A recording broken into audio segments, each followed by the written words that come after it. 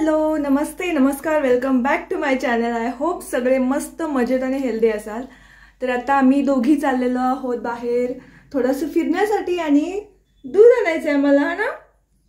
दूध संपलेलं आहे आणि नरेंद्रची आज फार आठवण येते कारण आज फार आठवण येते कारण नेहमीच त्यांचं यायचं टायमिंग आणि मग त्यांना मी फोन करून सांगायचे की हे घेऊन या ते घेऊन या। तर आता दूध संपलेलं आहे त्यामुळे मी चालले आता हिला घेऊन दूध घेऊन यायचंय। चला आम्ही बाहेरून जाऊन आलो आणि त्यानंतर हे बघा राजनंदिनी अशी माझ्या मागे असते। मी ज्या खोलीत जाईन तिथे माझ्या मागे मागे येते ती अशी। नरेंद्रच्या शॉपिंगसाठी परवा मी गेले होते आणि अलीकडे माझ्या लक्षात राहत नाहीये मी हे परवा घेऊन आले होते स्किन केअर करताना केस वगैरे असे मागे टाकण्यासाठी हा बँड, त्याचबरोबर नेल पेंट्स मला वाटते मी 1.5-2 वर्षानंतर आता खरेदी केल्या। आता लग्न वगैरे असतात काय तर फंक्शन असतात म्हणलं यूज करूयात म्हणून हे 2 घेतलेले आणि माझ्या लक्षातच नव्हतं की मी ते ठेवलंय तिथे। आता जस्ट ड्रॉवर ओपन केला आणि त्यात सापडलं मला। तर म्हणजे आता थोडं काहीतरी नेल पेंट वगैरे लावूयात, खूप दिवस झाले असं लावलेलं नाहीये। ही मी बऱ्याच दिवसांपूर्वी लावली होती। तर आता मेन माझं ड्रायफ्रूट मिल्कशेक प्यायचं आहे। 5 वाजता नेहमी मी पिते आणि आता उशीर झाला कारण दूध नव्हतं, तेवढ्यासाठी जाऊन दूध घेऊन आले आता। तर ते पिल्यानंतर खाली जाऊन वॉक घेऊन येणार आणि मग बाकी जेवणाची तयारी। चला काय चाललंय बघा, इथे आरशाजवळ येते, स्वतःला आरशात पाहते आणि मारत बसते आरशाला। आणि अचानक मला लक्षात आलं की मी गॅसवरती दूध ठेवलंय। नशीब दूध वाचलेलं आहे। पिलू खेळ ना, खेळ काय तू। आता बनवते मेथीची भाजी, दूध तापून झालेलं आहे। ए पिलू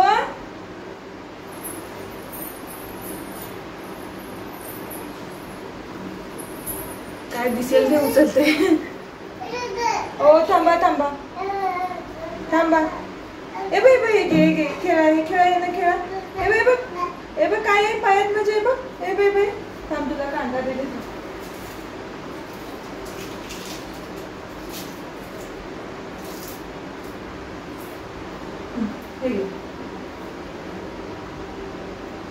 तिला प्रत्येक वेळेस वेगळं काहीतरी द्यायला लागतं तरच खेळते, त्याच गोष्टीने खेळत नाही ती।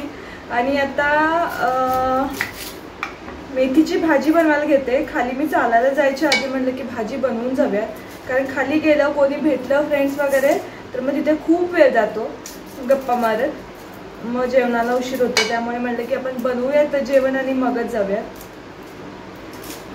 ए कांदा खायचं नाही, तो खायचं नाही, खाऊ नकोस। मी अगदी बेसिक भाजी बनवते मेथीची। सध्या तरी सगळ्या भाज्या अशाच, कुठलेही खोबरे नाही, काही नाही, मसाले नाहीत। त्यामुळे आता मेथीची भाजीमध्ये पण फक्त मी टाकणार आहे मीठ, हळद थोडीशी आणि जिरं थोडंसं आणि कांदा आणि एवढंच, बाकी काही नाही।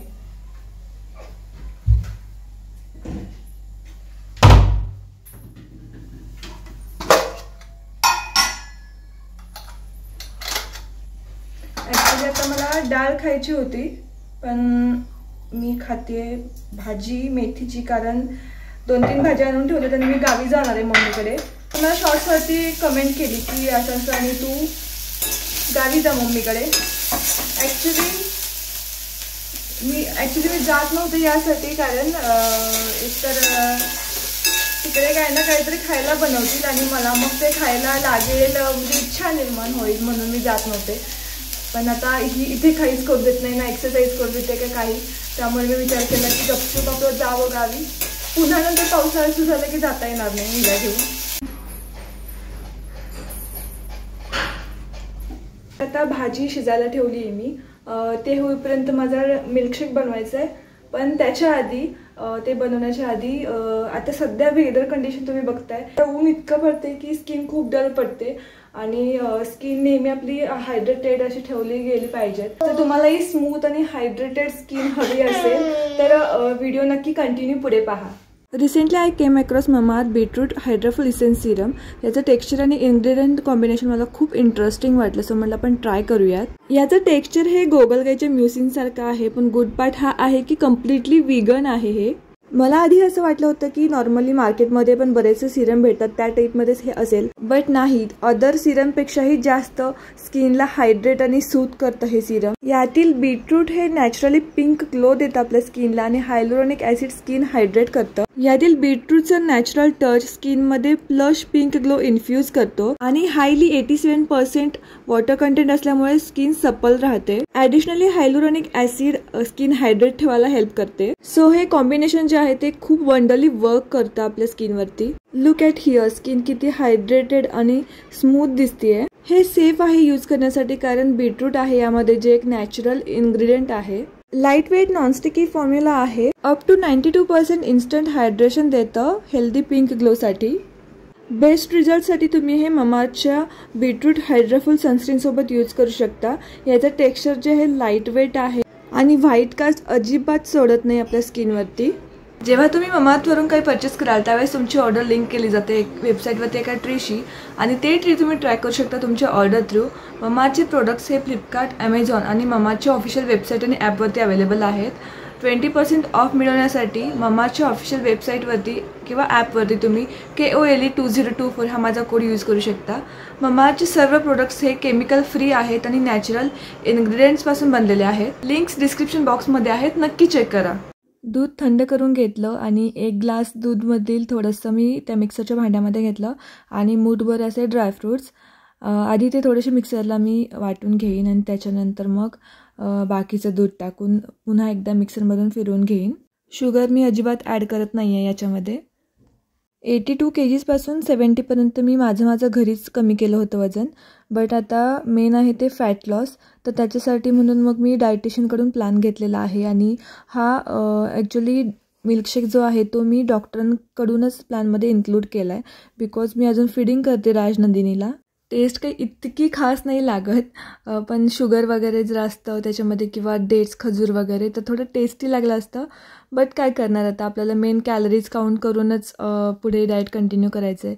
त्यामुळे मग जितकं रिक्वायर्ड आहे तेवढंच डॉक्टरनी सांगितलेलं आहे मला. मिल्कशेक प्यायला बसले तेवढ्यात वादळ जोराचं सुटलं आणि लाईट गेली, त्यामुळे मला पुन्हा काही शूट नाही केलं मी. वारा खूप सुटला होता, सो लाईट यायला बराच उशीर लागला. मग त्याच्यानंतर रात्री जेवण वगैरे करून घेतलं आणि मग राजनंदिनी झोपली ना की मगच कामं मला आवरता येतात आणि तीही खूप हळूवारपणे करायला लागतात कारण थोडासा जरी आवाज झाला ना की ती लगेच उठते. आणि मी एक अनुभवलं आहे, जेव्हा बाहेर कुठेही गेलो तर तिथे कितीही मोठा आवाज असला, गाड्यांचा आवाज असला तरीही मुलांना जाग येत नाही, पण घरी छोटीशी वस्तू जरी पडली त्याच्या आवाजाने ही मुलं लगेच उठतात. त्यामुळे मला एकतर राजनंदिनी झोपलेली असते रात्री तेव्हा किंवा सकाळी ती उठायच्या आधी, या वेळेतच मला पटपट कामं आवरता येतात. अदरवाईज मग दिवसभरात ती मला काही करू देत नाही. आता सध्या तरी तिचं असं असतं की तिच्या शेजारी कोणीतरी बसलेलं असलंच पाहिजेत, मग ती थोडा वेळ तिचा टाईमपास होतो. अदरवाईज मग माझ्या मागे लागते की मी तिला उचलून घ्यावं. बरेचदा मला विचारलं जातं की तू एकटी सगळं कसं मॅनेज करतेस. ॲक्च्युली होत नाही मॅनेज, कारण एवढी सगळी घरातली कामं, जरी 2 माणसांचं जेवण असलं तरी भांडी जेवढी पडायची तेवढी पडतातच आणि बाकी बाळाला सांभाळणं. आणि जेव्हा बाळ छोटं असतं तेव्हा तर ठीक आहे, म्हणजे एका ठिकाणी असेल तर, पण जेव्हा रांगणारं बाळ असेल किंवा उठून उभारणारं असेल तर खूप प्रॉब्लेम होतो. राजनंदिनी आता उठून उभारायला शिकते, त्यामुळे मला कधी कधी भीती वाटते की अरे ती मागे पडेल का डोक्यावर वगैरे. सो जेव्हा ती झोपलेली असते तेव्हाच ही कामं करावी लागतात. कामं काय आपण कधीही करू शकतो, पण मेन बाळाकडे लक्ष देणं गरजेचं असतं. जेव्हा तुम्ही घरी एकटे असता तेव्हा तरी. दिवसभरात ती जेव्हा झोपेल त्यावेळेस मी तिला बाहेरच झोपवते, कारण तेव्हा मी काही काम करत नसते. पण रात्रीच्या वेळेस कसं होतं, भांडी वगैरे घासायची असतात तेव्हा तिला मी आतमध्ये बेडवरतीच झोपवते, साईडला सगळे उशी वगैरे असे लावून. आणि मी ऑलमोस्ट मला वाटतं एवढे काम होईपर्यंत 10 ते 12 वेळा सारखं जाऊन आत पाहत असतेच मी. बाहेर कुठे तिला झोपवता येत नाही, कारण पुन्हा मग भांड्यांचा आवाज वगैरे, त्यामुळे तिची पण झोप होणार नाही. त्यामुळे मला जमेल तसं मी सगळी माझी कामं आवरते. आणि आता सध्या नरेंद्र नसल्यामुळे मग मला असं दिवसभरात चालतं, पण मी असं ठरवलं की आता ते जेव्हा येतील तेव्हापासून एक नवीन रुटीन स्टार्ट करायचं. सकाळीच सगळी कामं आवरून बसायची, जेणेकरून दिवसभरामध्ये राजनंदिनीकडे व्यवस्थित मला लक्ष देता येईल. आता सध्याच्या रुटीनमध्ये बाकी सगळी कामं तर बऱ्यापैकी आवरतात सकाळी, पण मग दुपारचं एकचं जेवण वगैरे ते ताजंच करून खायचं माझी इच्छा असते. पण मग कधी कधी राजनंदिनी बनवू देत नाही मला ते जेवण, त्यामुळे उशीर होतो. सो आता नवीन रुटीन स्टार्ट करायचं आहे. हेल्परची फारशी गरज मला अशी नाही वाटत ॲक्च्युली, कारण मग दिवसभर राजनंदिनीला घेऊन बसेन मी किंवा इकडे तिकडे फिरवेन, ठीक आहे, थोडंसं हालचाल होते शरीराची. पण ही घरातली छोटी मोठी जी कामं असतात ना, त्याच्यामुळे अजून थोडंसं शरीर आपलं हालचाल करत राहतं. राजनंदिनीला सांभाळता सांभाळता कधी कधी खूप थकवा येतो मला. मग वाटतं की नको, ही कामं थोड्या वेळाने करूयात. त्यामुळे पसारा माझा असतोच कधी कधी, की बऱ्याचदा न्यू मॉम्स मला विचारतात की तू कसं कॅम्प मॅनेज वगैरे करतेस.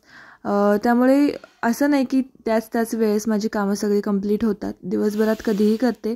घरी अस्वच्छता असेल ना, मला खूप चिडचिड आणि स्ट्रेस येतो.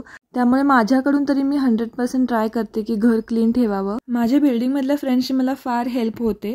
जेव्हा कधी मला माझी कामं आवरायची असतात आणि राजनंदिनी अजिबातच काही करू देत नसते, तर त्यावेळेस मी त्यांना सांगते की तुमची कामं पटापट आवरून माझ्यासाठी प्लीज या. तर त्या येतात सुद्धा, कधीही मला नाही म्हणत नाहीत. आणि येऊन राजनंदिनीला घेऊन खेळवत बसतात. राजनंदिनी ही त्यांच्याकडे एकदा बसली की ती पुन्हा माझ्याकडे यायला बघत नाही. त्यामुळे तेवढ्या वेळेत मी पटापट माझी सगळी कामं आवरून घेते. रात्री झोपण्याआधी मी ग्रीन टी पिते. अजिबात मला आवडत नाही प्यायला, पण इलाज नाही असं झालं. आणि पाणी गरम करायला ठेवलं आहे. गरम गरम तर मी अजिबात पिऊ शकत नाही, कारण पटपट पिता येत नाही. आणि त्याचा जो स्मेल असतो ना, तो मला सहनच होत नाही अजिबात.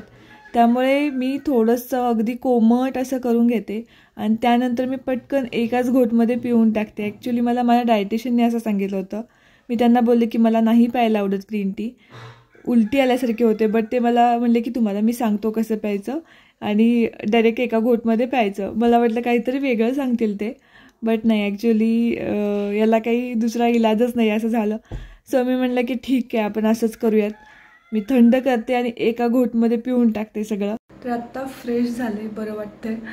ॲक्च्युली सगळी कामं आवरेपर्यंत 2 ते 3 वेळा राजनंदिनी उठली, कारण थोडीशी गरमी वगैरे आहे, त्यामुळे ते उठणं होतंच तिचं. आणि आता परत सकाळी लवकर उठायचं आहे, कारण ती उठायच्या आधी मला थोडीफार कामं आवरून घ्यावी लागतात. म्हणजे मला मग बाकी दिवसभरात उरलेली कामं मी करू शकते. तर चला, आता प्रचंड झोप आले, तर मी झोपायला जाते. आय होप तुम्हाला हा व्हिडिओ आवडला असेल तर लाईक, शेअर, सबस्क्राईब करा. भेटूयात नेक्स्ट व्हिडिओमध्ये. बाय.